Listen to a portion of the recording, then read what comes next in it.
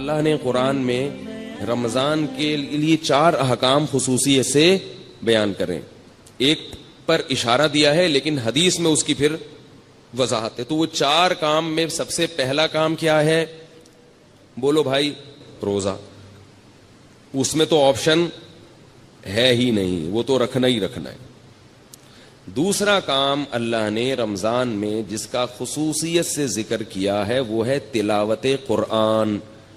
رمضان کا اور قرآن کا آپس کا بہت گہرا جوڑ ہے. شہر رمضان الذی انزل فیہ القرآن, فرمایا یہ وہ مہینہ ہے جس میں قرآن نازل کیا گیا.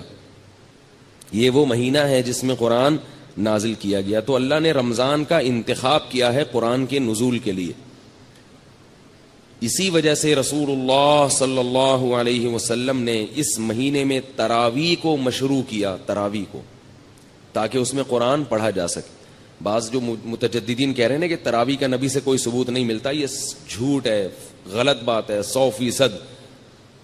تراویح سب سے پہلے کس نے پڑھی ہے؟ محمد صلی اللہ علیہ وسلم نے. 3 دن پڑھ کے چھوڑ اس لیے دی کہ فرض نہ ہو جائے. پھر صحابہ نے ابو بکر کے دور میں ہی شروع کر دی تراویح, حضرت عمر کے دور میں نہیں شروع ہوئی ہے, یاد رکھو. صحابہ پھر پڑھتے رہے ہیں, نبی کے انتقال کے بعد بھی پڑھتے رہے ہیں, کیونکہ اب فرضیت کا امکان ختم ہو گیا تھا. حضرت عمر نے صرف اتنا کیا ہے کہ مختلف ٹولیوں میں جو پڑھ رہے تھے ان کو ایک امام پہ جمع کیا ہے, کیونکہ نبی نے جو پڑھائی تھی وہ نبی نے, آپ اکیلے امام تھے اور باقی سب لوگ مقتدی تھے. تو حضرت عمر نے ان کو نبی کے نہج پہ اس تراویح کو حضرت عمر لے کر آئے ہیں. تو 2 کام میں نے بتا دیے. دوسرا کام کیا ہے؟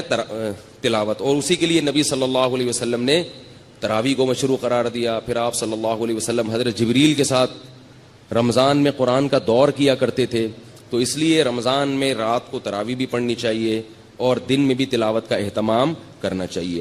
تیسرا کام جس کا حدیث میں ذکر ملتا ہے اور قرآن نے اشارہ بھی دیا ہے اس کی طرف, وہ کیا ہے؟ صدقات و خیرات کی کثرت. روزہ رکھنا آسان ہے, مال خرچ کرنا مشکل. آج کل لوگ منتیں جو مانتے ہیں نا کہ میرا یہ کام ہو گیا تو یہ کروں گا, یا خواتین جو منتیں مانتی ہیں, نماز روزے کی تو منتیں مانی جاتی ہیں, پیسے خرچ کرنے کی منتیں نہیں مانی جاتی.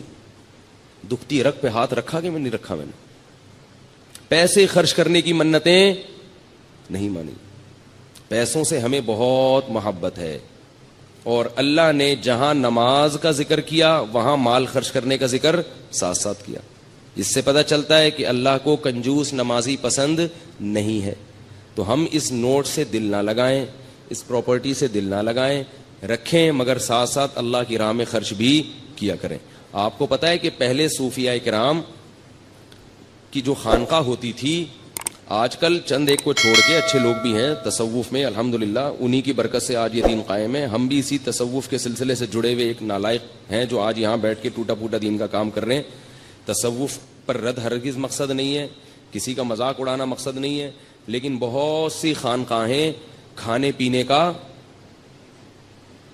ایک ہوٹل بنی ہوئی ہیں, لنگر فری کے چل رہے ہیں, اور مریدین آگے پڑے ہوئے کھا رہے ہیں, کھا کے گردنیں موٹی ہو رہی ہیں.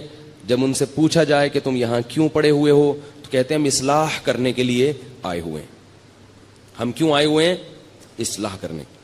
چلو پھر بسم اللہ کرو, کھانا کھاؤ. پھر وہ سیٹ کوئی وہ لے آیا, دیگ لے آیا بریانی کی. تو بھائی کوشش کیا کرو جتنا ممکن ہو کھانا اپنے پیسوں سے کھایا کرو, اس سے اصلاح زیادہ ہوتی ہے. دوسروں کے پیسوں سے کھانا کھانے سے اصلاح بولو نا کم ہوتی. اور اگر خانقاہ میں ہو تو کوشش کرو کھاؤ ہی نہیں, روزے رکھو, کیونکہ روزے رکھنے سے جو اصلاح ہوتی ہے وہ کھانے سے نہیں ہوتی. تو بہرحال تو رمضان میں تیسرا کام کیا کرنا ہے؟ کڑک کڑک نوٹ, بولو اللہ کی راہ میں, بولو نا, جملہ مکمل کریں, آدھا کام اسی سے ہو جائے گا, بولنے سے ہو جاتا ہے. کڑک کڑک نوٹ اللہ کی راہ میں خرچ کرنے ہیں. اور شیطان کہے گا کیا کر رہے ہو, اتنی محنت سے کمائے ہیں, اتنی محنت سے کمائے ہیں, کیسے دے دوں؟ دیکھو نبی نے کیا فرمایا, بہترین صدقہ کون سا ہے؟ دل تھام کے سنیں یہ حدیث. بہترین صدقہ کون سا ہے؟ فرمایا تأمل الغنا وتخشى الفقر، وہ صدقہ کہ رقم خرچ کرنے کے وقت تمہیں یہ خیال ہو کہ اگر میں نے یہ پیسے خرچ نہیں کیے تو ان پیسوں سے مزید پیسہ بنا سکتا ہوں، ان پیسوں سے